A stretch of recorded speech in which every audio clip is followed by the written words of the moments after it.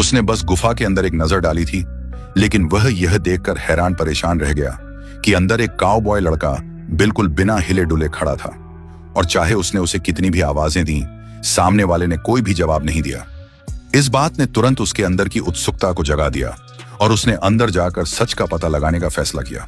किसी अनहोनी से बचने के लिए उसने गुफा के मुहाने पर एक पत्थर से घोड़े की रस्सी बांध दी और फिर अपने कुत्ते को आगे चलने का इशारा किया। लेकिन इस समय कुत्ता बहुत ज्यादा डरा हुआ लग रहा था। वह दूर ही दुबका रहा और एक कदम भी आगे बढ़ने को तैयार नहीं हुआ। मजबूर होकर उसे अपने डर को दबाकर अकेले ही गुफा के अंदर देखने जाना पड़ा। लेकिन वह अभी कुछ ही कदम चला था कि अचानक उसे लगा जैसे किसी चीज ने उसका रास्ता रोक दिया हो। अचरज में पड़कर उसने अपना हाथ आगे बढ़ाया और टटोला तो ऐसा लगा जैसे कोई अजीब सी हवा की दीवार थी जिसने गुफा को बाहरी दुनिया से पूरी तरह से अलग कर रखा था। इस अजीबोगरीब नजारे ने पुरातत्वविद जॉन को भी चक्कर में डाल दिया, लेकिन इससे उसकी उत्सुकता और ज्यादा बढ़ गई। इसलिए उसने बिना कुछ सोचे समझे अंदर कदम रख दिया।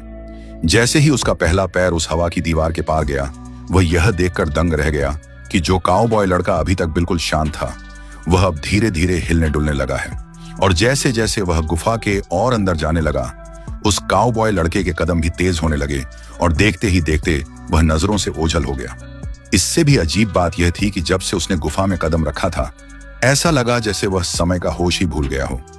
अभी जॉन को समझ ही नहीं आया था कि माजरा क्या है। तभी गुफा की गहराइयों से एक डरावनी दहाड़ सुनाई दी और उसके तुरंत बाद एक चीख गूंज उठी। इसने उसे पल भर में इतना डरा दिया कि उसकी हवा टाइट हो गई और वह बिना पीछे मुड़े गुफा के दरवाजे की तरफ भागा। लेकिन जैसे ही वह गुफा से बाहर निकला, उसके होश उड़ गए। गुफा में जाने से पहले तो अच्छी खासी दोपहर थी और उसे अंदर गए सिर्फ 2 मिनट ही हुए थे, लेकिन बाहर अब घना अंधेरा छा चुका था। यहां तक कि बाहर खड़ा उसका कुत्ता भी गायब हो चुका था।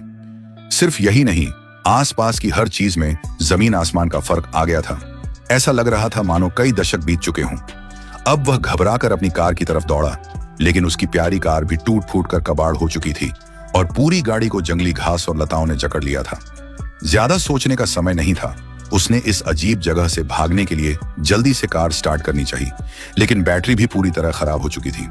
तभी उसका ध्यान अपने आईडी कार्ड पर गया, जो हवा के संपर्क में आने के कारण पीला पड़ चुका था। ये सारे इशारे यही बता रहे थे मानो कई सदियां बीत चुकी हों। उलझन में फंसा वह आसपास सुराग ढूंढने लगा। तभी उसे पास ही में खड़ी एक एसयूवी गाड़ी दिखाई दी।